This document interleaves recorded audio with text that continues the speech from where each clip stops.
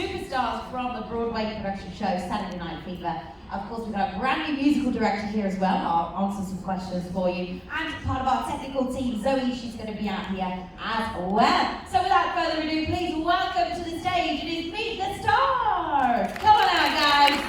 Here they are. Fantastic.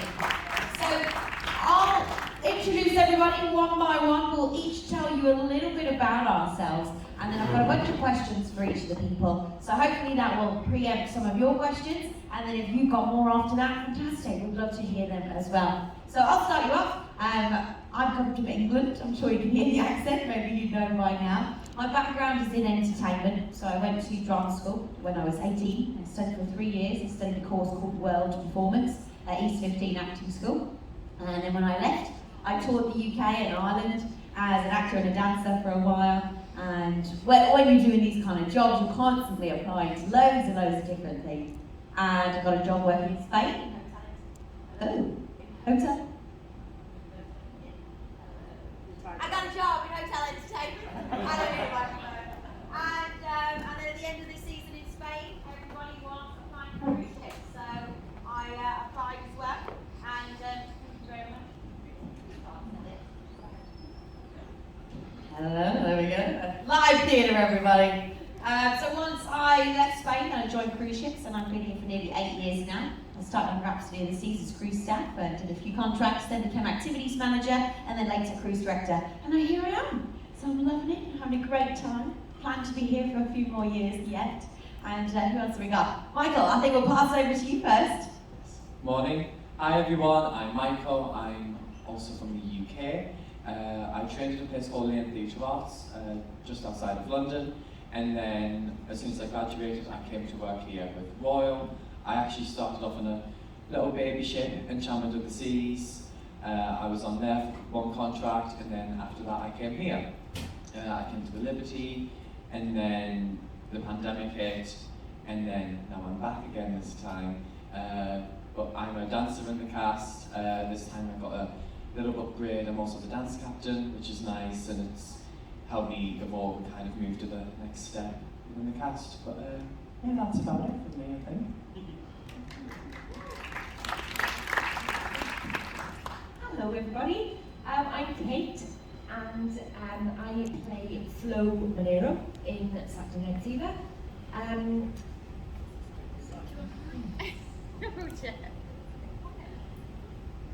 There we go. Oh, that's a bit louder. There we are. So I play Flo Monero in Saturday Night Fever, and I'm also the vocal captain of the cast. I'll tell you a bit more about that later. But I'm from Wales in the UK, and I trained in musical theatre at a place called Guildford School of Acting. I trained there for 3 years, and then went on to kind of a varied career so far, sort of tours, plays, musicals, pantomime, short films, all those sorts of things. And this is my first contract for Royal Caribbean. My name is Jason. I play Frank Sr. and DJ Monty in Saturday Night Fever. I'm from Abilene, Texas. I studied at Abilene Christian University and NYU.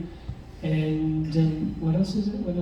Cruise ships. So this is my first time with Royal, but I've worked for Disney and I've worked for Norwegian. Been at it for I did the first one when I was a very young man, and then I've recently come back to it for the past 4 years. And yeah, enjoying it. I think I'll be here, much like Katie said, be here for a few more years if they'll let me hang around. Hi folks, my name's Tig. I'm from London in the UK and trained in London as well at a place called Mountain View. I graduated in 2018 and have been doing just about anything I can lay my hands on ever since. I started in the Edinburgh Fringe Festival, which is one of the largest theatre festivals in the world, and then joined another cruise company for a contract in Africa and Europe before coming to Royal at the same time as Michael. To do Liberty, the last cruise, the last contract here just before the pandemic hit. And then I've come back, and much like Michael as well, I've also taken a little upgrade and become the company manager for this cast, so I'm responsible for their kind of welfare and organisation on board, and just kind of general run around and dog's body for anyone that can get their hands on me, really.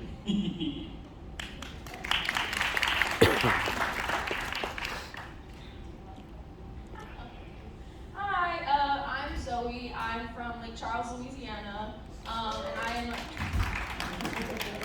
and I'm a technical stage staff / lighting technician. So basically, I work backstage. I do whatever needs to be done for the shows, like Saturday Night Fever, and the headliner shows that we produce.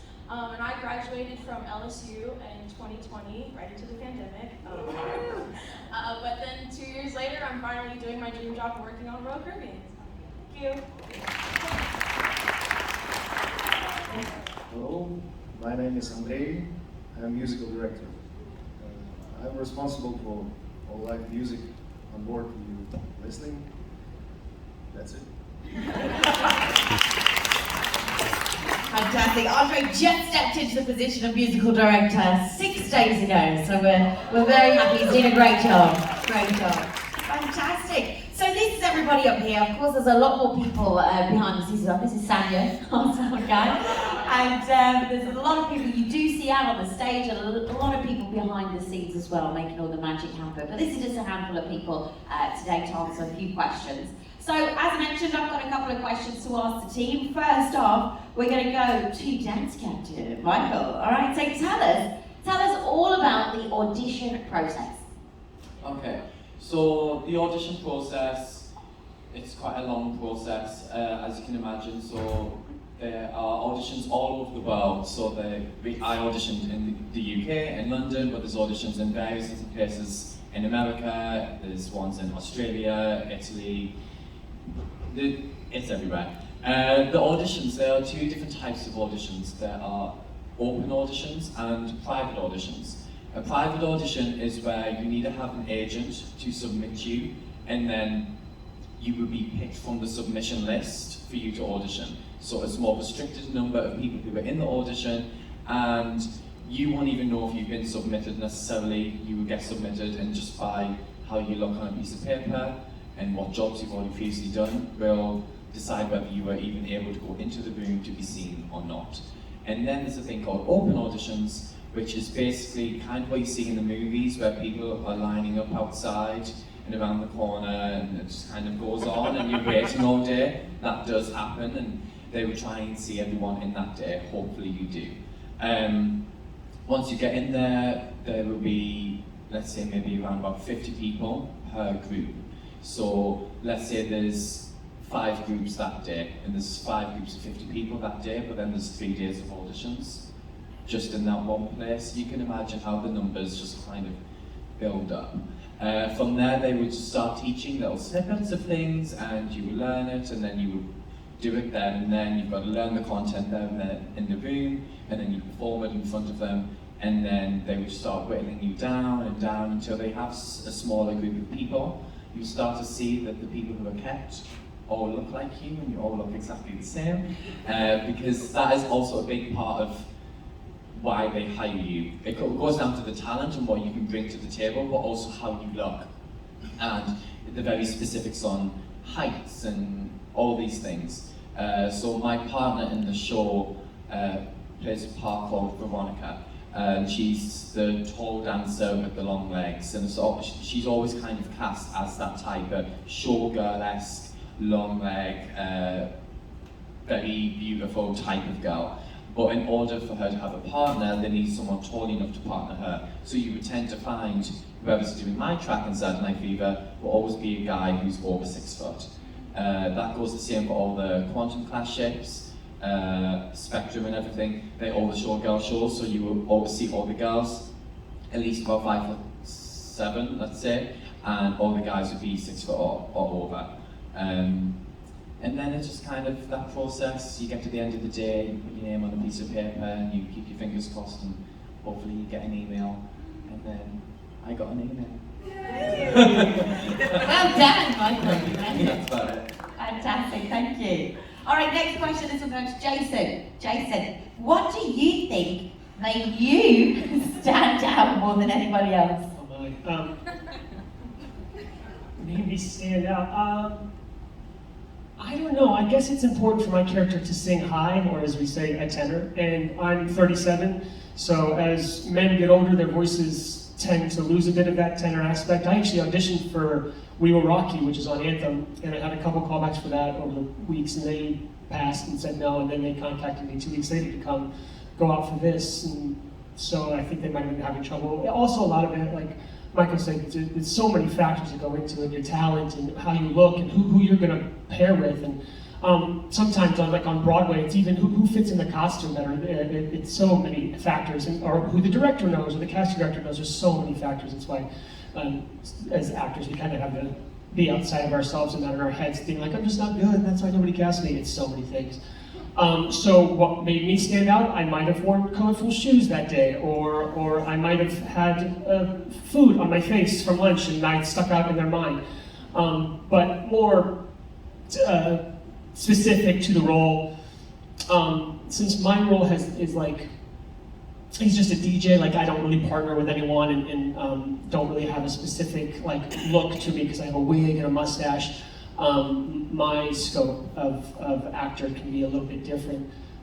So basically you just have to be able to sing high, I guess, and they give you some scenes if you can act the scenes well, and I just need to be older. As we get older, cruise night is kind of a young person's game because my goodness, we'll be on this ship for almost a year. We have the longest contracts out of any other department in the fleet, I believe, but at least on this ship, in the end of it, we'll be about 24 days shy of a year. So at 37, I don't have a wife or children, so it's hard to find men and women, as you get older, who don't have those commitments back home and are less likely to leave those commitments and say yes to contracts.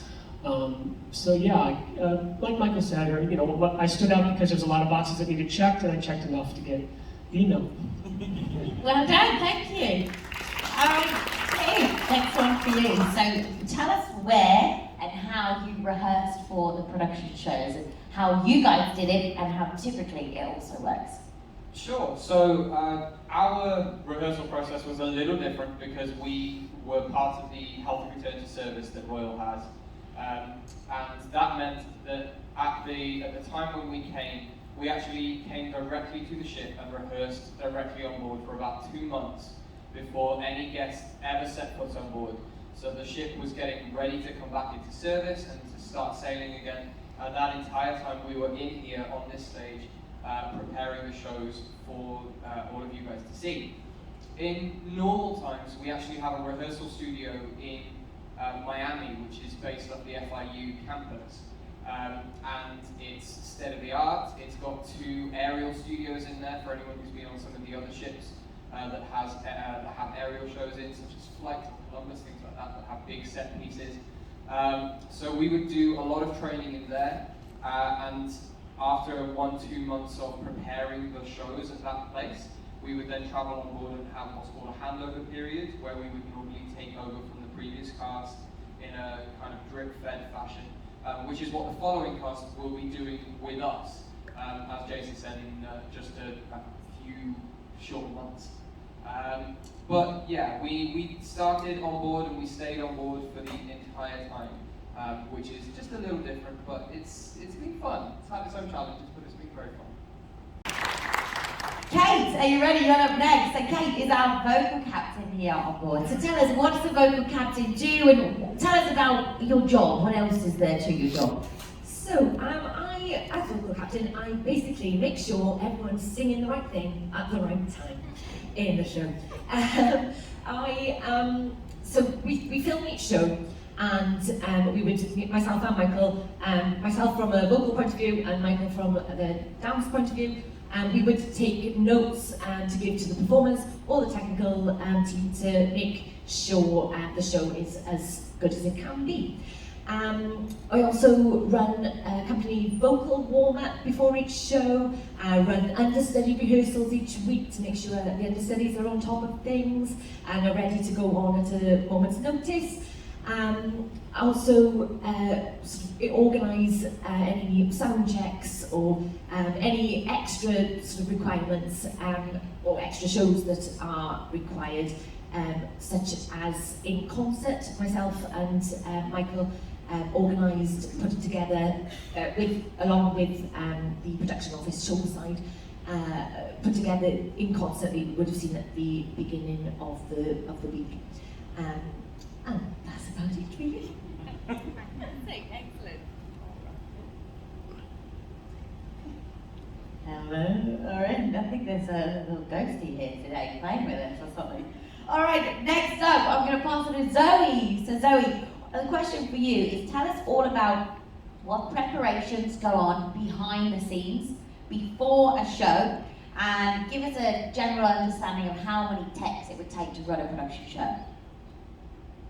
Right. So it's funny because we're back home. I'm used to doing a lot more techs, like in general, of like you have like a tech week that you work things out, and then you just keep running the shows. Whereas here on the ship, we do a tech every week just to make sure that everything's working, because we have a lot of flying walls and a lot of things that come on stage all automated. Like it's not like back home when we did theater, it was a lot of like pulleys and like ropes, and you physically do it with your hands. But here we have this really cool system called a CAT system where it does it all with like computer stuff. It's really crazy. So because of that, we have to do and be careful of all the walls flying in and like make sure that nobody's in the way of anything when things are moving. So basically my job entails, we do a tech week every week for Saturday Night Fever, and for each of the headliner shows, we do a rehearsal every day for those, depending on what the show is.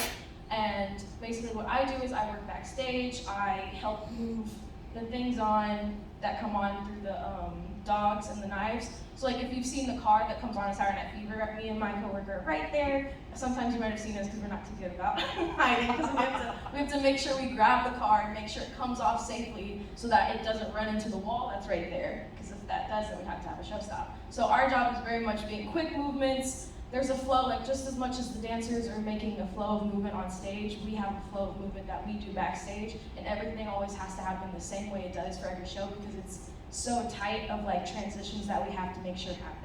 So that's pretty much the basics of what I do backstage. And then for the headliner shows, like for Dario's show, we do like preparation backstage. I typically work in the light booth with Talon, our light technician. And so I help him with the lights, I help him fix the lights in the theater, I help him maintain them, and I help just create some of the looks that we have for some of the shows that we do.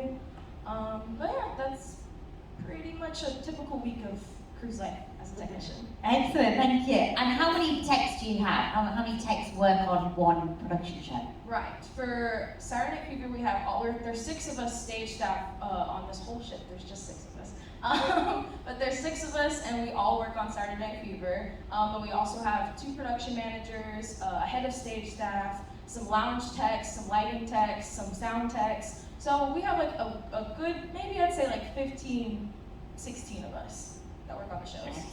Thank you, Zoe. So there's a lot of people behind the scenes as well. And as you said, you do have your own flow of movement. Me knowing when I come to take off the show at the end, you've got to be out of the way. Don't be in the way, you'll get hit by something, and the safety is always the top priority. So you guys do a great job. Thank you so much. Didn't catch the ice show, it is on again tonight. But for example, a lot of people ask us, is it real ice? Yes, it is. When we joined the ship back in August, there was no ice in there at all after the shutdown. So the whole team worked together. They put millimetre by millimetre, a little bit of water, freeze it, and every few months they'll melt it down and rebuild it again. So it's nice and fresh for the cast. All right, we're going to pass it over to our musical director now.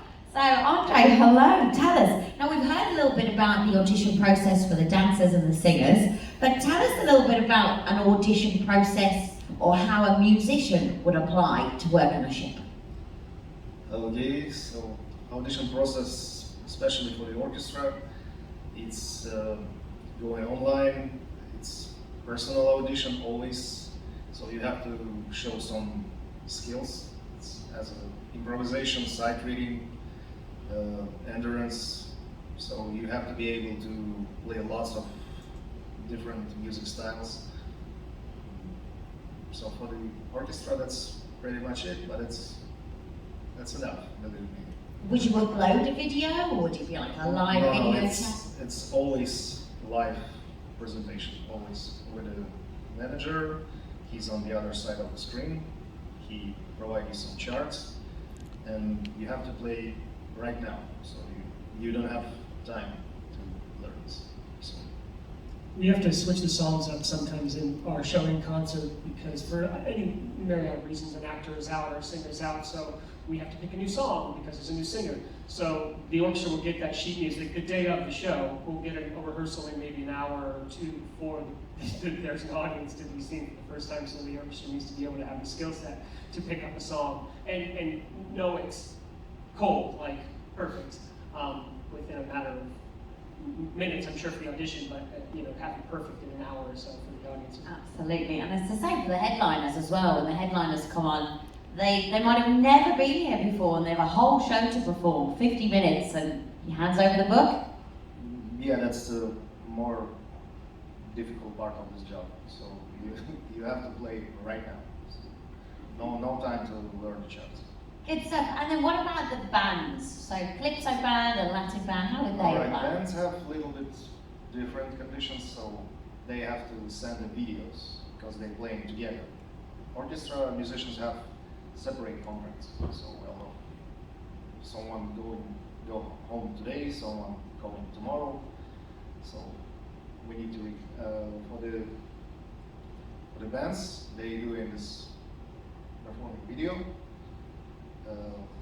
What they have, what they play, and they send the video in the office, and office have to decide are they able to work here or not. Excellent, very good. And how many musicians do you have on the ship, and where do they work? 23 musicians. It's 8 musicians. That's an orchestra. Fiesta Latina, 3 guys and Valeros. Pool band. They play on pool. And the party band, they play in Star Lounge, 1-for-1 guys. Igor's playing in venue, Timmy Beat in the bar, and Douglas playing in Scooter Bar, piano player. So that's pretty much it for now. Fantastic, good. There's a lot of people that will work together to make it happen. And we're very proud here at Royal Caribbean to have live music. So many other cruise lines out there, they just don't bother with it anymore. Everything's pre-recorded or everything's on track. But we're really proud here to have our orchestra and live music. So enjoy the live music, everybody. Yes, thank you.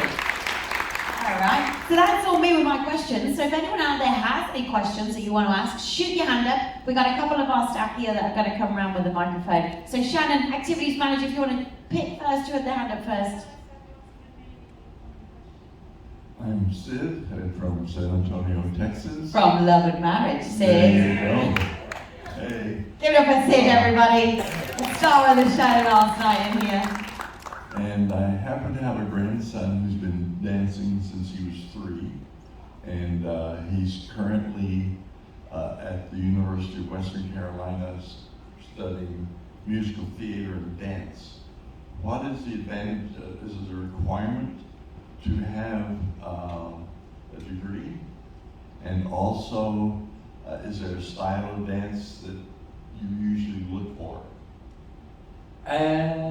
So it isn't necessarily a requirement per se all the time to have a degree. It's different depending on kind of where you trained and where you come from, and also every country kind of has a different education system. So you find everyone kind of has a different background. You will find that most of the people from the UK will be very similar because they've all, for us, you kind of have to go to a performing arts college and make sure you get that degree or of some sort, and then you get an agent and then you make your way here. But it is different around the world. I know it's different for those who are in America and those in Australia. I know for those in Australia don't necessarily have the same kind of vocational training that we do. So it's not necessarily a requirement, but at the same time, it's helpful to have it because it means that it shows that you've had a certain standard and level of training to get to where you need to be. But I also know some people from America who have just kind of auditioned straight from out of their dance studios that they've been born and raised in from the age of 3, and they've left at 19 and they have auditioned and they are good enough and they've got it. So yes and no with that. Regarding styles of dance, just be as capable for every style of dance possible. Like the more you can do, the better. I feel like mostly with Royal, it is more musical theatre and more jazz in general. and a bit more of a commercial side as well. But being as versatile as you can and being able to do as much of a broad range as you can as possible, then great. But then at the same time, we don't strictly have a ballet show. We only have one tap show in the fleet on board Wonder of the Sea. So it's very specific at the same time. There's some shows you need to be more specific with, but in general, just try and do everything if you can. Yeah, I think that's about it. I suppose it's kind of like any job. The more skills you have, the better you are to be more attractive to an employer. And you can apply it exactly the same with dance here. If someone's got a broad range of skills that can be placed anywhere in the fleet, they're more employable than someone who's only suitable for one show. Yeah, but fingers crossed, who am I seeing here? Excellent, all right. Over to CJ, who have we got? I have Kelly from yesterday. And what is your question? How long does a musical normally run? So the musicals on here, they've been on it, how long do they have the rights for them? 10 years, is it? Well, this opened in The Ships was new in 2007. Fever opened in 2010, I think. I think it's the oldest book show in the fleet, if I'm not mistaken. I think so, yeah. Typically, they were there. There you go. Typically, a Broadway production show, or any show on a ship, usually would be considered to be on board for maybe 10 years, 12 years maybe. However, with the pandemic, so that has extended ours a little bit longer.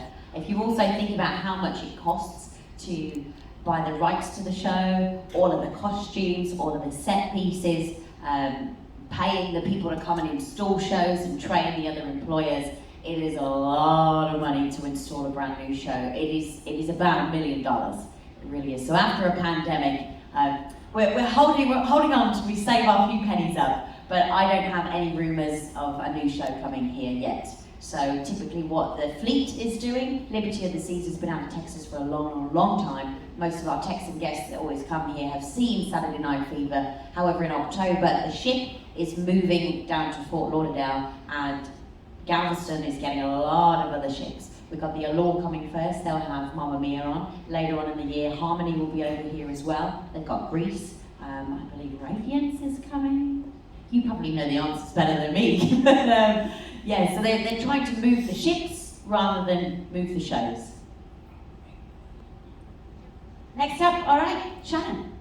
Hi, my name is Nancy. I'm from Baltimore, Maryland. My question is, have you ever had weather so bad that you had to postpone a show? And do you ever have practice where the ship is really rocking, so you know how to perform when it's... Yeah, it just happened a few weeks ago, it wasn't that long ago. It got really rocky, and it kind of puts a fear factor in your head because you can't predict it. Sometimes it does have like a very even rock, and when it's like that, it's okay because you can feel it. It becomes part of your rhythm, and you know. But then sometimes you can lift a girl up in the air and they go up one way and then they come down the other, and it's a bit confusing.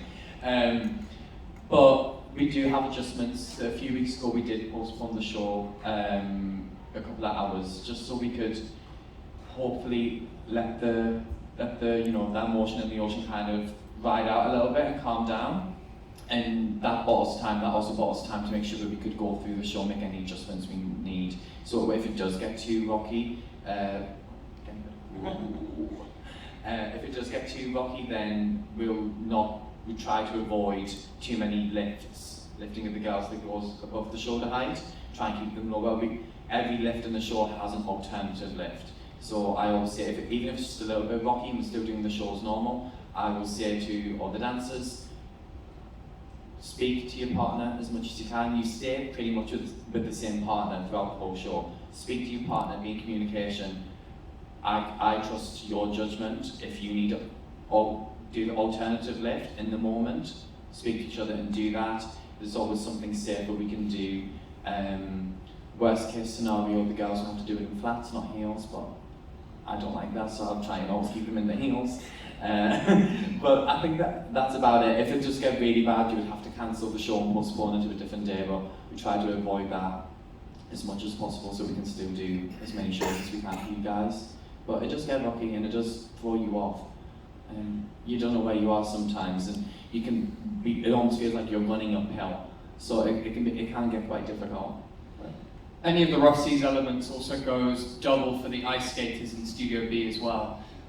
They have much more limitations on the tricks and modifications they're able to do. So a lot of the times you will see the same tricks in a rough sea show as you would in a standard show, because they have to deal with any kind of rocking every single day and every time they do a performance. Because there are some times where you can see an ice skater take off, and you can almost see the gap widen as they're still in the air, and they have to be prepared for that. So as much as it is crazy here, it is also crazy other places in the ship too. Touch wood, it doesn't happen too often though. Alright. Who's next? CJ, who we got? I have here also a singer and an actress from LA, Patty Ann. And what is your question? The show, I think it was the first night, it began and then it had to stop and then you started off at the beginning. What happened? Technical question.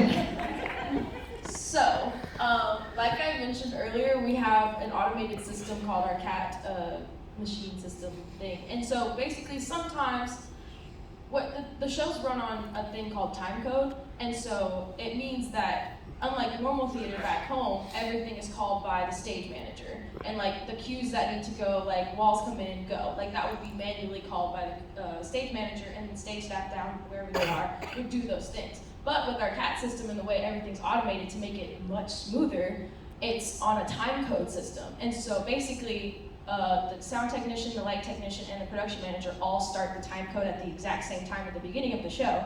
And sometimes if something goes wrong with the time or something, it can throw off some cues at the start of the show, which is what happened, unfortunately, that day, is one of the cues didn't fire at the exact time that it was supposed to, and because of that, it turned into a cascade of the other cues aren't firing, and we can't move this out until we get past this cue. So, unfortunately, we've never really had it happen at the start of the show, so that was just like an unfortunate incident, but situations like that can happen where if there's an error that appears on a wall, suddenly like we either downstage have to fix the error from where we are, or upstairs they have to be able to fix the error in time to be able to bring like a wall down or be able to bring a track on. But if we can't get it in that exact time, then it won't go. So that's what happened.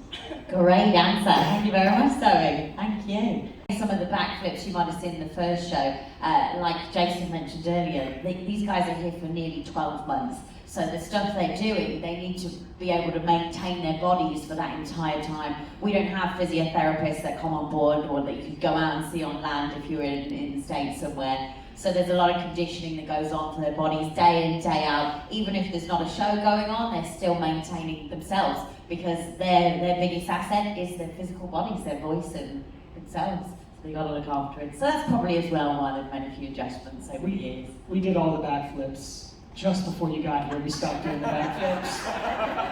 I'm sorry to say, but it was beautiful.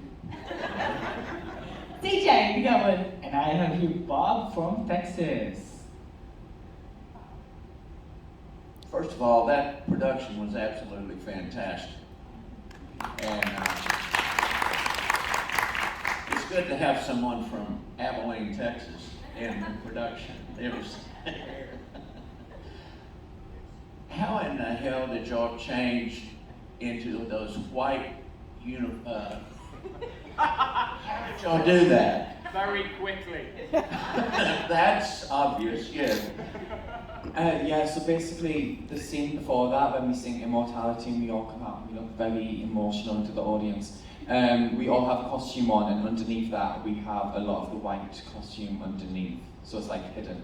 And then you run off, you take off the layers as quick as you can, and then you add your shoes and any extra bits, and it's really quick and really stressful. And then the dancers need to be behind that curtain, so as Tony Manello's walking off into the distance at the end, we're all like coming on, following the curtain, so we're there ready for the first bow. And sometimes there's a shoe missing or something. It's quite stressful, but It's quite quick. There's quite a few quick changes in the show, especially for some of the girls, because they have to change their wigs as well, and they have to pin them all in. So they're trying a quick change and have someone zipping them up. The ice cast will help us out with all the quick changes, as do we with the ice cast backstage for their shows. So you will have somebody zipping you up, this, that, and the girls are pinning in their wigs to their scalp so that it doesn't come off. It's always upside down. So it's quite quick, it's a lot. And sometimes it doesn't quite work out the way you hope it would. A couple of weeks previous, Tony unfortunately had a small injury, and I played the Tony understudy, so I stepped up into the Tony. And we normally have a dresser who is helping specifically just that character, because they only have about a minute off stage at any one time, and they have to do a lot of changes during the show.